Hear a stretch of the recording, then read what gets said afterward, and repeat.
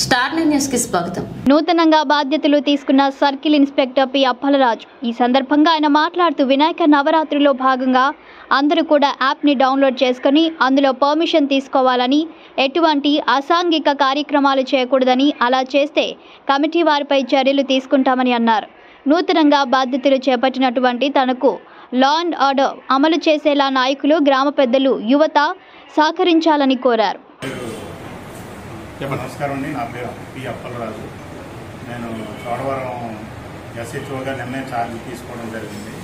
కావున చోడవరం ప్రజలందరూ సహకరించి లా అండ్ ఆర్డర్, ట్రాఫిక్, అలాగే క్రైమ్ అగైన్స్ట్ ఉమెన్ ఇలాంటివన్నీ లేకుండా, అలాగే ఎన్డీపీఎస్ కేసులో ఇటువంటి సమాచారం ఉన్నా మాకు అందజేస్తారని కోరుకుంటాను. Thank you.